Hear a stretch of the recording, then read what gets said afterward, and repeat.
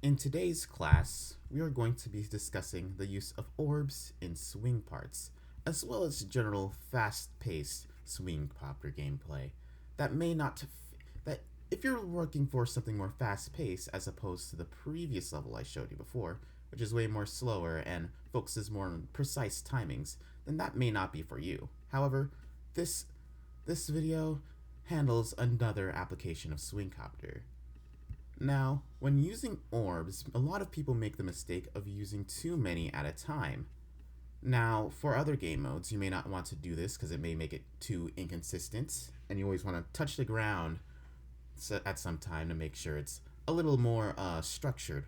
But for other game modes like UFO and Swing, you wouldn't want to do this too much because it's almost like there's no reason to even use the game mode at that point because the gameplay would be pretty much the same with everything else. So keep in mind, whenever you use an orb, make sure you don't overdo it so that the game mode still makes sense, you know? For a swing copter, we're going to be discussing similar concepts as I briefly touched on in the last episode, where you want to keep in mind your gravity. For an example, for this red orb here, I I task the player to slam into the slope that will boost them upwards and use this red orb to correct yourself. However, if they approach this with the incorrect gravity, they will not be able to dodge the saw blade. And I repeat this several times throughout the part. For an example, this portal misaligns your gravity, so you have to tap again to correct it, and then once more to move out the way with the orb. A very clever use of swing copter's ability to switch gravity. This was started by heatherhayes with their level imitation game, where they used similar things such as slopes and orbs in order to truly test the abilities of the swing copter's gravity gimmick.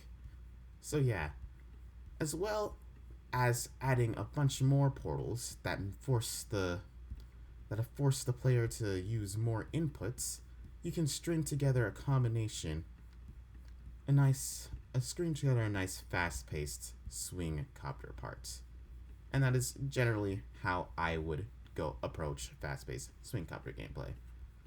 I would play it right now, but I might lose and it will look embarrassing. Hold up. Yeah, whatever. I'll post a link in the description that will, if you're curious how exactly this part plays out. But yeah, that is all for today's class. Goodbye. And once again, as for tradition, we must end off with the spider glitch. This video is inspired by creatively bankrupt flow gameplay creators